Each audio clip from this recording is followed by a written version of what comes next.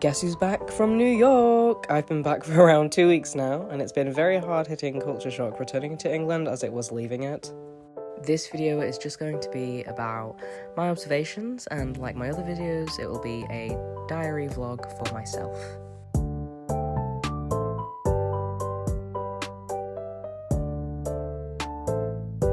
Being back in the UK has opened my eyes to all the ways I do and don't want to live. I don't want to live in a world where I am the only person of colour in a music space, or where I always feel like I stick out like a sore thumb. During Pride this year, I was really happy to see a lot more Asian people than I had seen in previous years. I also noted that there were more asexual flags than there had been.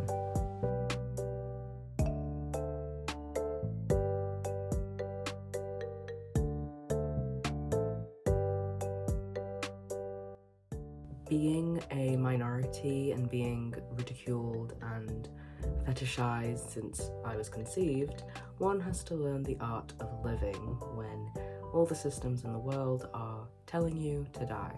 And of course these systems were very much present in New York, but there was just more want to combat them than what I see in the UK. And I'd see it everywhere. I'd see it in people's clothes, in people's outfits, in the cafes I'd sit in. Like, there was an overall energy of just like, whatever. And nobody bat an eyelid. Usually in the UK, you've got to really search for spaces where you feel safe, especially if you are an extreme minority like myself. You've got to like dig through tunnels and swim through oceans to find like one person who at least understands half of what you go through. But when you find them, it's like instant connection. In New York, I found that I was really connecting to a lot more than one person, and it was really overwhelming at the start because I didn't know if it was genuine or if it was real. After a week or two, I was like, oh my god, wait, no, this is what people talk about when they say that they are in a community. This is what it feels like. In the UK, as a person of colour and disabled and queer, the art of living really comes from isolation. It comes from just isolating yourself and focusing on yourself so that you can get through a day or a week. You've got to build walls and shut off anybody that can hurt you, and that really does mean everybody when you think about it. And that sadly includes some of your own community. So even if somebody is queer, it doesn't mean that they're safe. Even if somebody is also pansexual, I can't exactly open up all of my identities or all of my true self to them because it doesn't guarantee a safe environment. It was so much easier to find a community, and even within my small class, everybody was on board, everybody was open, and everybody was like really emotionally vulnerable, which I appreciated. Up until that point, I never really understood what my classmates in the UK meant when they said that the class was a safe space and a community for them, because I never really felt like that. So feeling exactly that euphoria that they were talking about, I finally understood why people are so open, why people just say and act how they are and, be who they are. So it turns out it's okay to be silly. It's okay to be a bit of a silly Billy sometimes. I've always told myself and expected myself to be this serious person. It's wrong. I am a silly Billy, and that is my birthright. Like, that is what I've been saying recently. I've been saying, I am a silly Billy, and that is my birthright.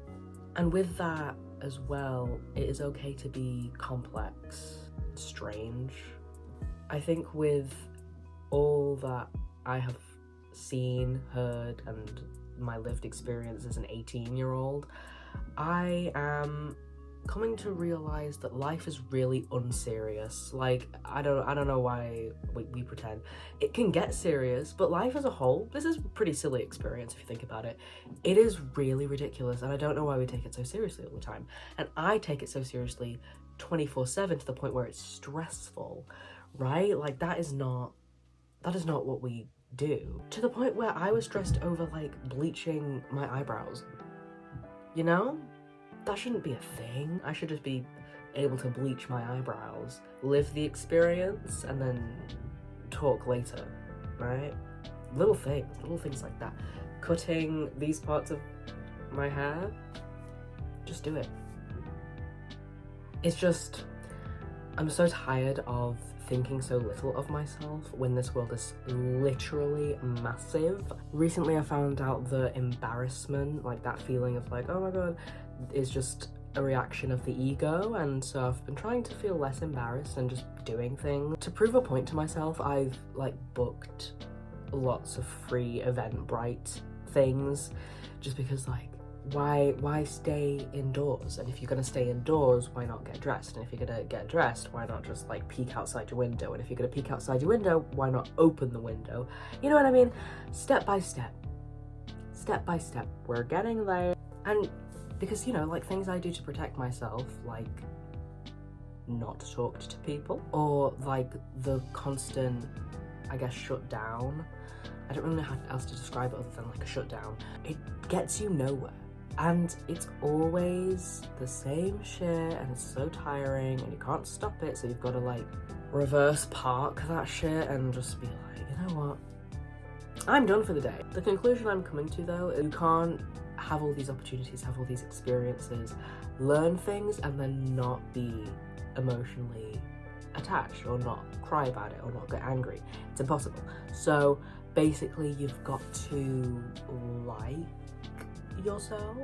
Essentially, to round up this video, living is difficult.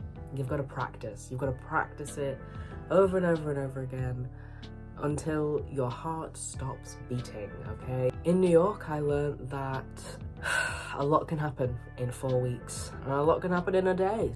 A lot of friends can be made in 4 weeks, a lot of enemies can be made in 4 weeks, a lot of shit can go down. You can learn a lot, you can forget a lot.